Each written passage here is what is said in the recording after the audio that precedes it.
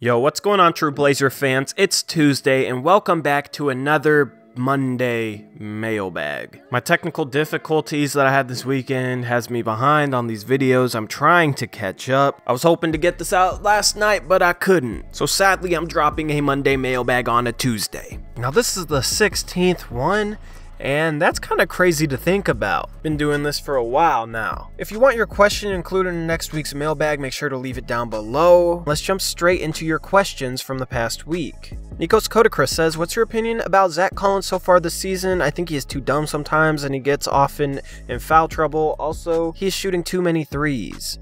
Now, he's a second-year player. He's going to make dumb mistakes. I do think he doesn't get the benefit of the call on foul calls yet, and he'll get some more respect as he ages, which means he will foul less. I do think he has the potential to be a great defender. I do think he's already very solid, even with the foul trouble, so you kind of got to take the good with the bad. As far as shooting too many threes, I think that in order to develop him into a good three-point shooter, which I think he has the potential to be, you have to give him some freedom to shoot three-point shots. 32% isn't good, but it's close enough to being efficient enough to be a shot worth taking in general, so I think the developmental aspect of that shot for him is important. Brady Agranoff asked me who I'd want as a new head coach if we fired Stotts, and as I've said before, Ettore Messina, assistant coach for the San Antonio Spurs, was a finalist for the Bucks job this past offseason. He's somebody who, just based off watching hours of his clinics on YouTube, I can tell that he values ball movement and he values defensive versatility in terms of scheme. He's also a coach that is willing to let his team get out and run, and that's three things that we need in my opinion. AJSC Blazer fan says, good video, bro. I'm glad you answered my questions. No problem, man. I'm glad that you asked them. He says, here's one more. Do you think Wade Baldwin IV can replace Turner if he continues struggling or share some minutes with Curry? Do you think Portland will give him minutes later on in the season like they said after Summer League? I don't think Wade Baldwin will ever be a rotation player for the Portland Trail Blazers. I think after this season, he will probably move on to a team like the New York Knicks or Chicago Bulls, a team that's lacking in quality point guards, that isn't that good, and that could actually give him minutes. He could be a Noah Vonleh type of player leaving Portland and then finally finding himself as a player. There's just no minutes for him here. That being said, I do think that he could replace a good portion of Turner's production, and if Evan Turner gets hurt, you could slot Wade Baldwin in there as a guy who kind of plays the same way. Of course, he's 3 inches shorter, but a guy that can run that bench unit like Evan Turner does.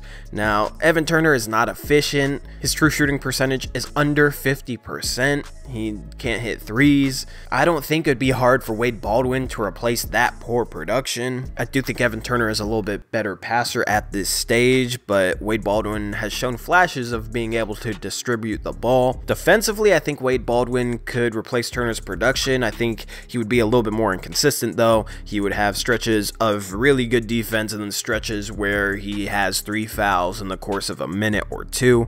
Wade Baldwin and Zach Collins on the court, you could see the opposing team getting into the penalty with 10 minutes left in the second quarter. I know a lot of Blazer fans had high hopes for Wade Baldwin going into the season. I know a lot of them thought that he was actually going to play.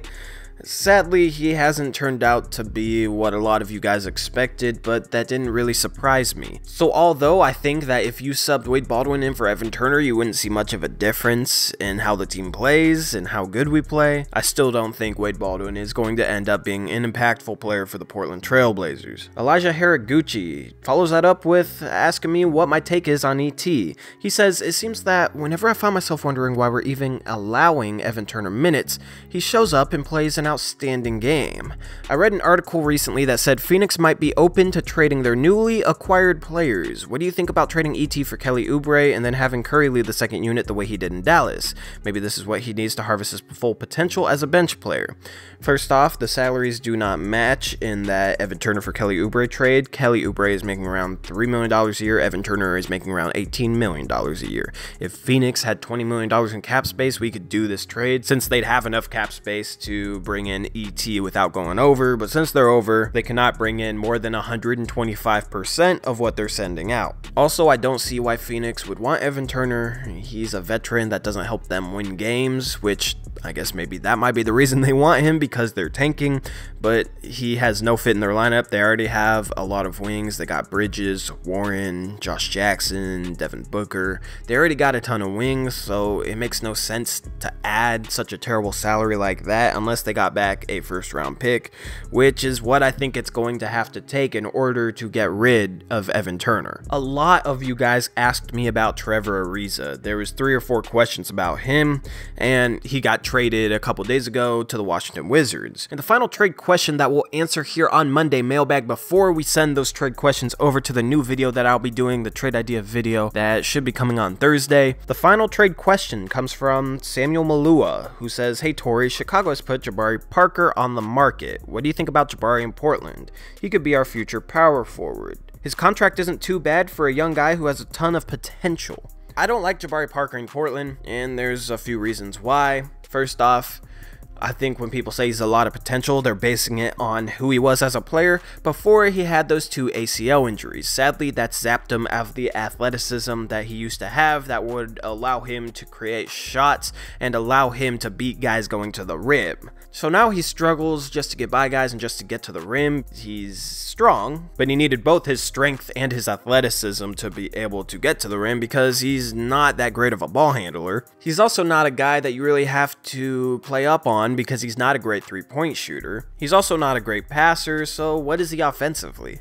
He's not a good offensive player. He's in the same boat as Carmelo Anthony for me. But at least Carmelo Anthony can shoot over 30% from the 3-point line. Now, I know Jabari Parker has had good 3-point shooting seasons in the past, but for his career, it doesn't look good. And this dude is never going to be a knockdown 3-point shooter. At best, he's going to be another Al-Farouq Aminu. But the thing is, Aminu defends, while Jabari Parker is a horrible defender because Jabari is too small to guard power forwards effectively, and he's too slow to effectively guard most small forwards, so there's really nowhere you can hide him on the defensive end, and with Dame and CJ as a backcourt, you can't have a liability like that in the front court. Now, I will have some Jabari Parker trade ideas in that trade video, but they will involve Portland as a facilitator, as a third team that gets Jabari Parker sent to a team like Sacramento or a team like Orlando, a team that is in a position where why not gamble on somebody like that. And I got a couple ideas as a way that Portland can shed some salary being involved as a third team in a Jabari Parker trade. But Jabari in Portland, I'm not a fan of that. So this has been a pretty short episode because of all the trade idea questions you guys asked, including ones about Trevor Ariza, who was traded since you guys asked them. Leave a question below. It can even be a trade idea question. I will just involve those trade idea questions in my next trade idea video, and then from there on out,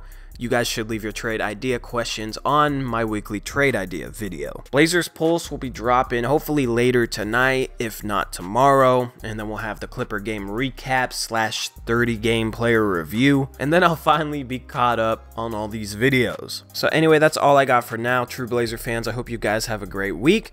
Peace out. Go Blazers.